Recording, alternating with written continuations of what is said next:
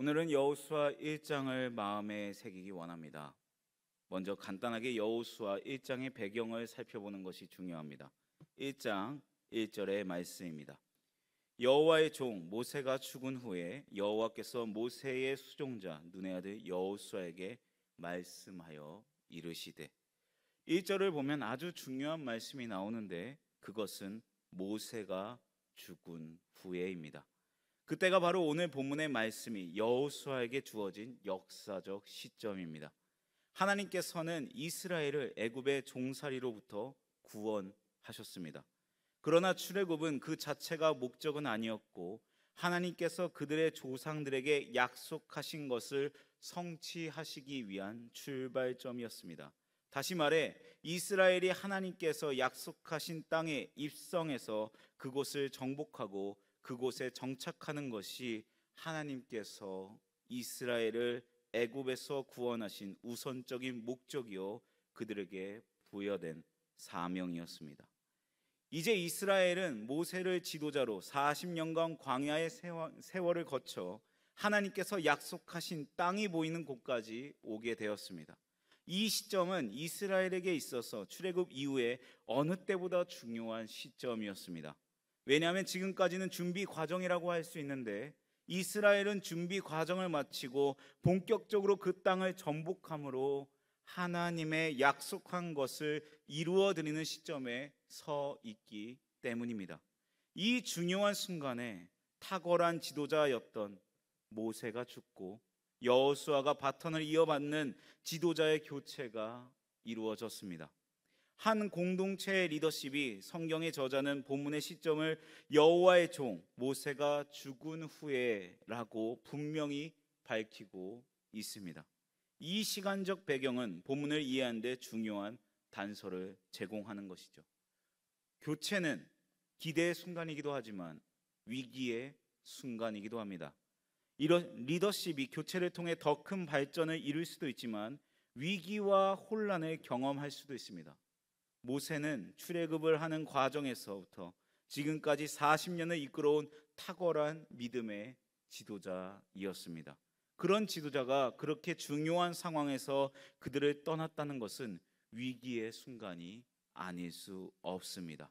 9절 말씀 우리 같이 읽도록 하겠습니다. 9절입니다. 시작. 내가 내게 명령한 것이 아니냐. 강하고 담대하라. 두려워하지 말며 놀라지 말라.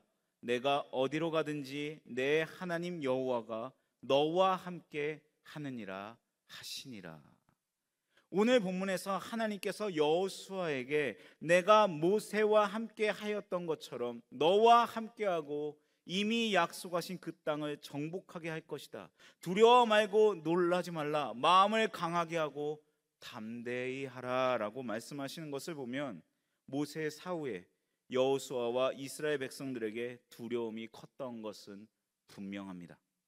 여호수아는 어떤 사람입니까? 그것을 볼 필요가 있는데 그가 처음 등장한 것은 출애굽기 17장의 아말렉 족속과의 전투였습니다. 그때 모세가 팔을 들고 있으면 이기고 내리면 지게 되는 전쟁이었습니다. 이 전쟁에서 그는 유명한 말을 남깁니다. 태양아 멈추어라. 태양아 멈추어라. 그때 그는 전쟁이 하나님께 속한 것임을 깨달았고 천지 만물을 마음대로 움직이시는 분이심을 배웠습니다. 두 번째 등장은 출애굽기 24장에서 시내산에서 모세가 율법을 받을 때였습니다. 그때 그는 모세와 함께 동행하였고 40일을 기다린 경험이 있습니다. 그리고 세 번째 등장은 가나안 정탐꾼 파송 때였습니다. 그때 그는 부정적으로 보고하는 다른 10명의 보고자들과 달리 갈렙과 함께 긍정적인 보고를 했습니다. 우리가 올라가서 그 땅을 취하자. 능히 이기리라 라는 고백을 했죠. 마지막으로 그는 민수기 27장에서 모세의 후계자로 지목되어 임명되는 사건입니다. 여기까지가 여호수아의 발자취입니다.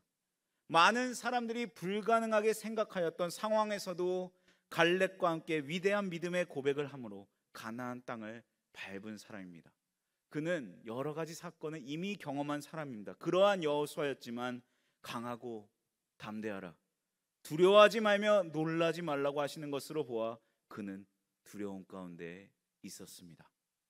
그것은 훌륭하고 탁월한 지도자의 뒤를 잇는 거에 것에 대부분의 사람이 경험하는 것이 아닐까 생각이 듭니다. 그때 하나님께서 오늘 본문에 말씀을 하십니다.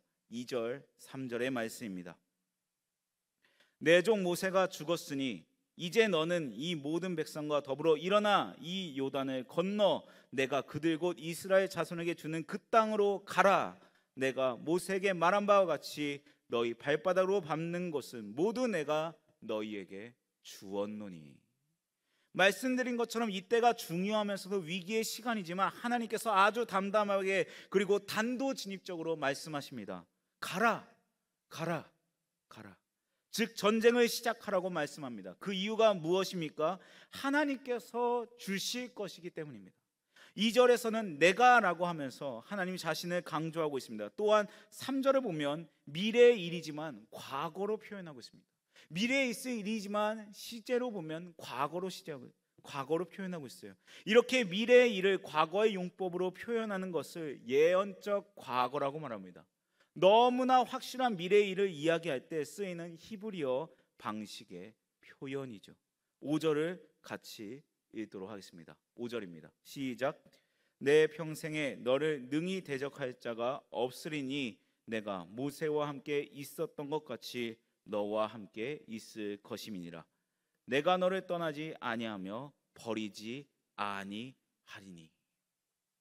하나님께서 모세에게 함께 하신 것 같이 여호수아에게도 함께 하시겠다고 말씀합니다. 여호수아를 떠나거나 버리지 않겠다는 말씀이죠.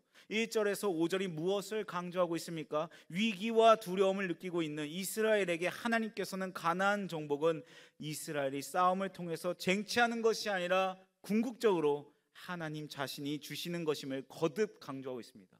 너의 능력이나 너의 전술이 아니라 내가 주는 것이다 라고 강조하고 있는 것이죠. 하나님께서 모세의 죽음 이후에도 여호수아를 통하여 그 구원의 역사를 계속 진행하시겠다는 것입니다. 모세의 죽음은 전혀 문제가 되지 않는다는 것이죠. 너희들에게는 두려움이 되지만 나에게는 아무런 문제가 되지 않는다. 왜? 내가 승리를 줄 것이기 때문입니다. 실제로 여호수아서를 보면 가나안 땅은 이스라엘의 군사력이나 전략으로 정복한 것이 아니고 하나님께서 약속하신 것을 하나님께서 친히 이루셨던 것을 확인할 수 있습니다. 하나님께서 계속해서 여호수아에게 말씀하십니다. 6절에서 9절까지의 말씀을 제가 읽도록 하겠습니다. 강하고 담대하라. 너는 내가 그들의 조상에게 맹세하여 그들에게 주리라 한 땅을 이 백성에게 차지하게 하리라. 오직 강하고 극히 담대하며 나의 종 모세가 내게 명령한 그 율법을 다 지켜 행하고 우로나 좌로나 치우치지 말라. 그리하면 어디로 가든지 형통하리니 이 율법책을 내 입에서 떠나지 말게 하며 주야로 그것을 묵상하여 그 안에 기록된 대로 다 지켜 행하라. 그리하면 내 길이 평탄하게 될 것이며 내가 형통하리라. 내가 내게 명령한 것이 아니냐. 강하고 담대하라. 두려워하지 말고 놀라지 말라. 내가 어디로 가든지 내 하나님 여호와가 너와 함께 하느니라 하시니라. 반복되는 말씀은 무엇입니까? 두려워하는 여호수아에게 하나님께서 계속해서 두려워하지 말고 놀라지 말라. 강하고 담대하라. 하나님께서 너와 함께 하실 것이다 라고 말씀하십니다. 사랑하는 성도 여러분, 여름 사역들을 앞두고 많은 사역들을 준비하면서 우리는 다양한 상황에 있을 수 있습니다. 그래서 마치 오늘 본문에 이스라엘처럼 한편으로는 기대가 또 소원 안에 있을지만 다른 한편으로는 위기감과 불안과 두려움과 초조함에 사로잡혀 있을 수도 있습니다.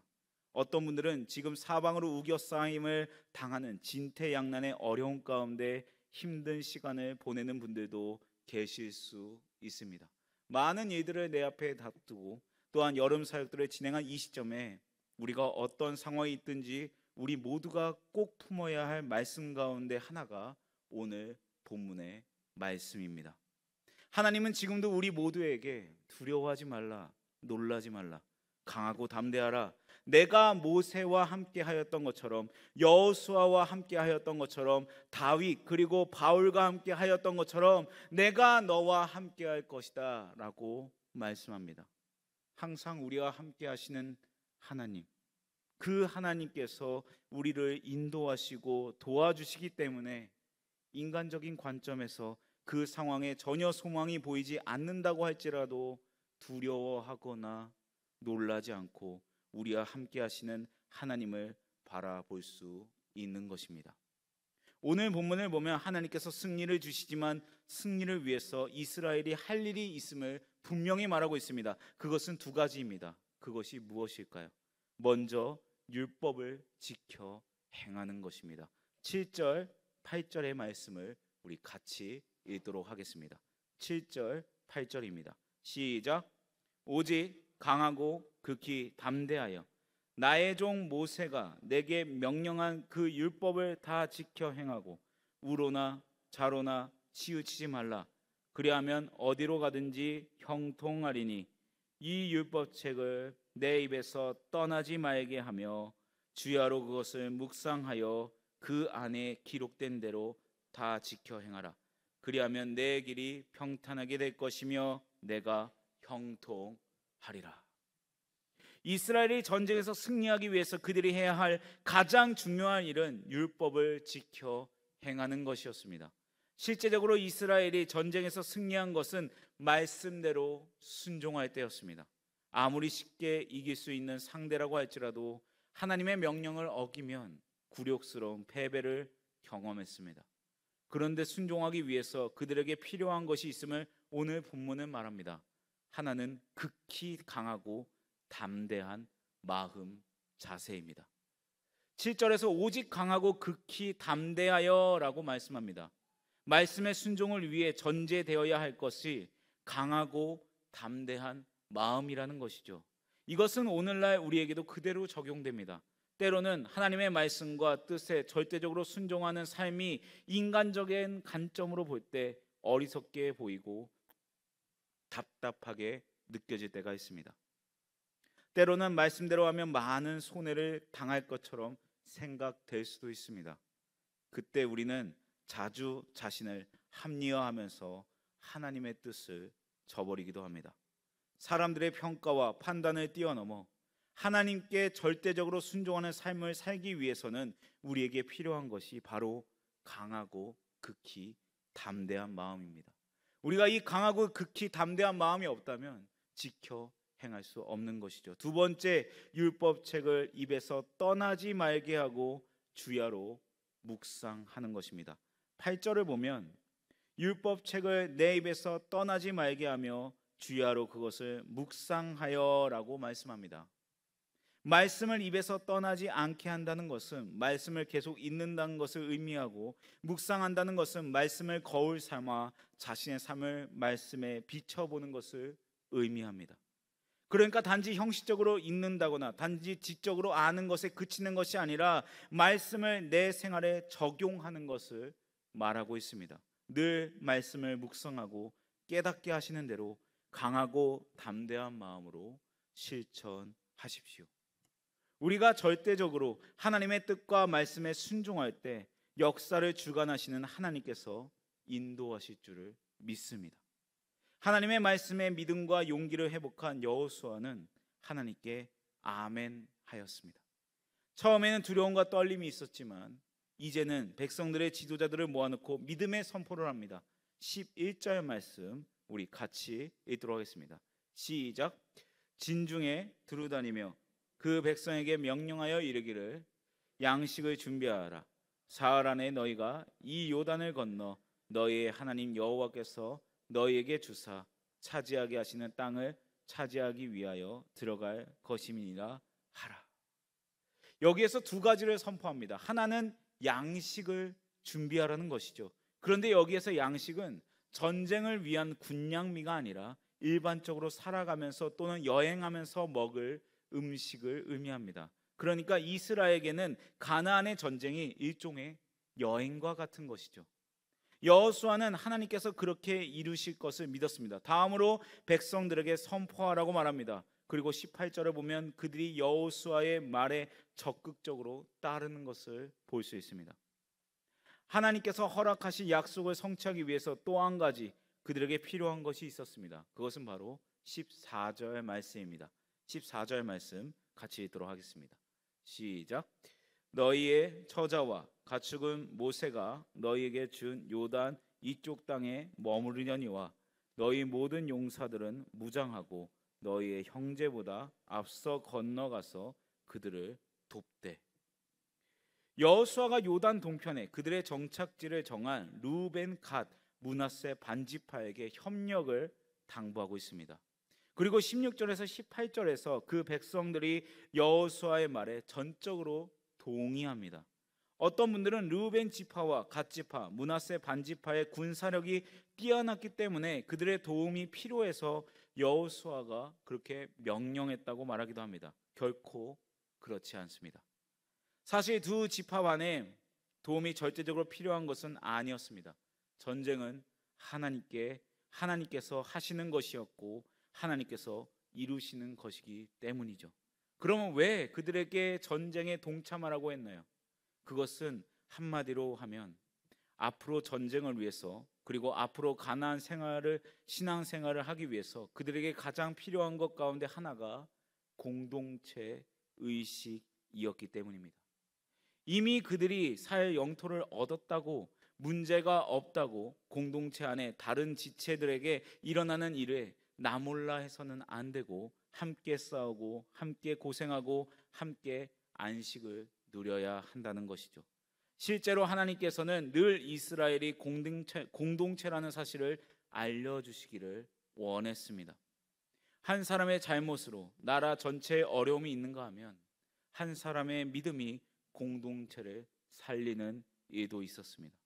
이제 전쟁을 시작하고 가나안에 정착하는 단계에서 공동체 의식은 너무나 중요한 것이었습니다. 우리 또한 보내는 선교사로, 가는 선교사로, 모든 사역 가운데 기도로, 물질로, 헌신으로 함께 사역을 하고 있습니다. 성경학교 또한 나의 아이들이 다 컸다고 하여 나와 상관없는 것이 아니라 함께 하고 있습니다. 새생명 축제 주제 또한 우리 함께 가요입니다.